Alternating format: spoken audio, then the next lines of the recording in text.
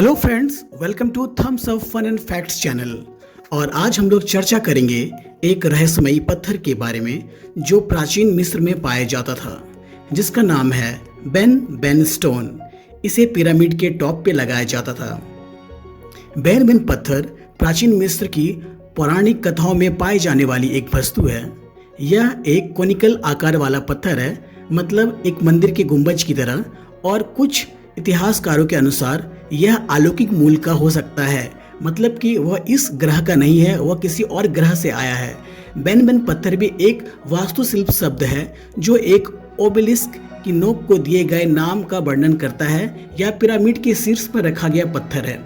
आप मोटा मोटा समझ सकते हैं कि यह एक पिरामिड के शीर्ष पे रखा जाने वाला एक पत्थर है जो बाकी पत्थर से अलग होता था। यह सिर्फ टॉप पे लगाया जाता था। बेन पत्थर फिनिक्स का प्रतीक है, जिसे खुद को पुनर्जीवित करने और फिर से पुनर्जन्म लेने की क्षमता थी।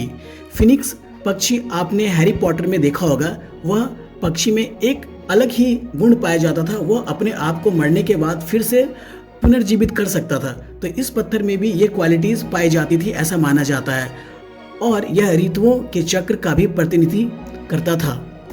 यह फिनिक्स के मंदिर में पाया गया था, जो हेलियोपोलिस के महान सूर्य मंदिर की सीमा के भीतर था।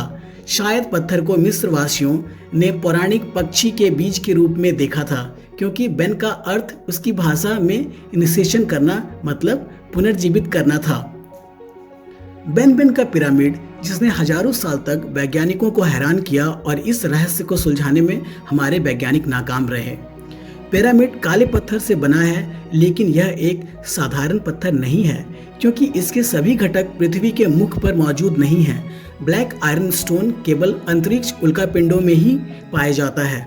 और यहाँ एक और पहेली दिखाई देती है, क्योंकि यह एक बहुत ही कठोर लोहे का पत्थर है और इसे आकार देना और खोदना मुश्किल है, और इसे सिर्फ लेजर से ही काटा जा सकता है और बाकी किसी भी टूल से नहीं, चाहे वो नया हो चाहे पुराना औजार हो। इस अनोखे परिष्कार से इसके चेहरे को कैसे निखारा गया, यह आज भी एक मिस्ट्री है। पिरामिड के चेहरे पर इतने बहुत ही सटीक शिलालेख के साथ उत्कीर्ण कैसे किया गया, यह आज भी वैज्ञानिक के लिए एक उलझन है। वैज्ञानिकों ने कहा कि चाहे औजार पुराना हो चाहे नया हो, इस पे जो शिल्प है करना बहुत ही मुश्किल है, तराशना बहुत ही मुश्किल है, जब तक कि उनके पास लेजर ना हो।